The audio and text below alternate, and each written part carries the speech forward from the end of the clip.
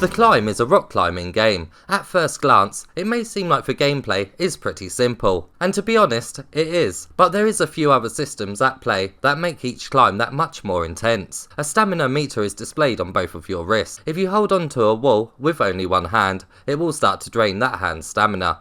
If it runs out, you will lose your grip and fall to your death. To regain stamina, you must hold onto a wall with both hands. This setup forces you to constantly observe what handholds are coming up next, and where the ideal places are to rest to regain stamina again. You can also leap by either pressing a button on the touch controller or by physically pulling both the touch controllers down quickly. It feels incredibly satisfying to pull off a perfect launch and then land exactly where you wanted to, especially when you're very high up in the air. It's very thrilling, but doing this does have an impact on your stamina meter, which makes it not only a visually risky manoeuvre. If you do make a mistake, there is a rewind feature, so you can try that bit again. Or if you're finding a section a bit too difficult, you can chalk your hands. Doing so will give you an increase in stamina for a short period of time. You chalk them by shaking the touch controllers. It may be a simple action, but it does add another element of slight interaction. You actually have quite a bit of freedom when it comes to traversing each mountain. Sure, there are sections where only one route is possible,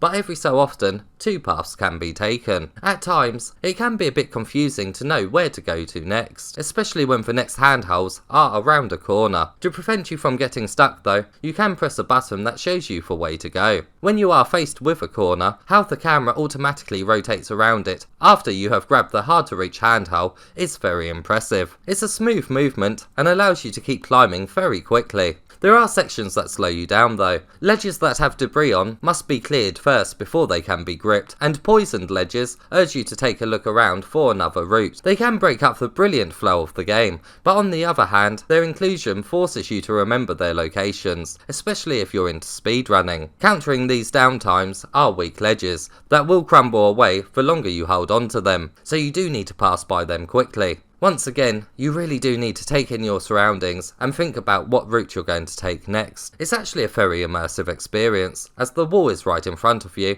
and as you know by now, anything that is very close to you in VR has so much more depth. Even when you look down though, you really get a great sense of how high up you are. Further immersing you even more is the fact that your hands can start to bleed. It does look pretty gross just because of how real the damage looks. Checkpoints are scattered throughout and they do appear quite frequently. Maybe a bit too often, but it does ensure that not too much time is spent replaying an especially tricky part. When you do finally reach the top, you must hoist yourself up to the final platform, and then you are rewarded with a spectacular view of your surroundings. It does feel amazing to stand so high up above everything. Oh look, another pointless VR game. How is this pointless? The excitement comes from experiencing something that you most likely wouldn't in the real world. There is much more entertaining things to explore in VR rather than clinging onto a rock.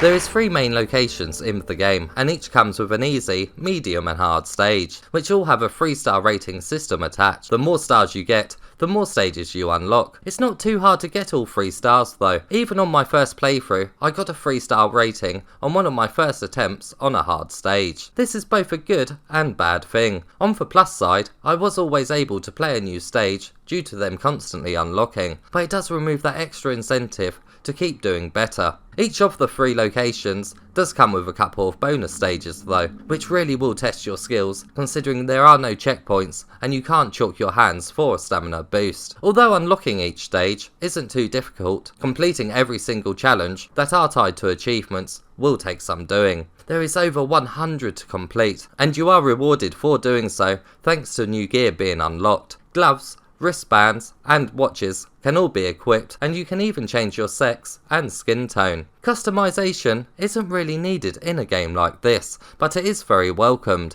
as it gives that extra sense of progression and encourages repeated playthroughs. Unfortunately, there isn't any multiplayer in the game, but you can race against friends' ghosts. Their hands appear on the walls with you. It's very fun to go up against them, and is thrilling when you take the lead. Sure, an actual online mode where people go head to head in real time would have been incredible, but this is certainly the next best thing. So what activity would you prefer to do in VR, Mr Oculus? How about bungee jumping? How could you make a whole VR game around that? It would be over in a matter of seconds.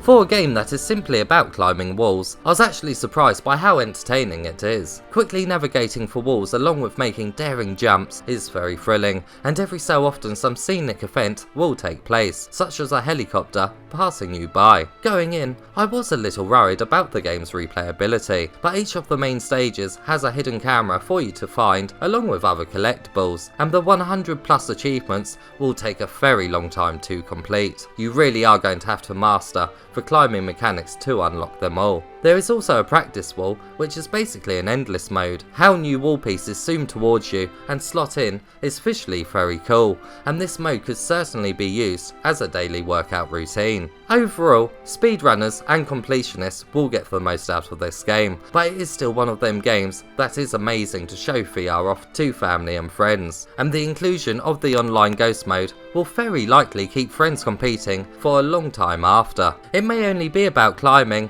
but it's a very high quality game nonetheless. Fine, let me see what all the fuss is about.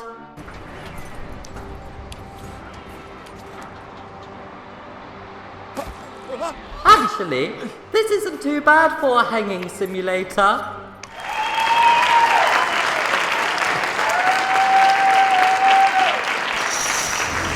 Mr. Oculus.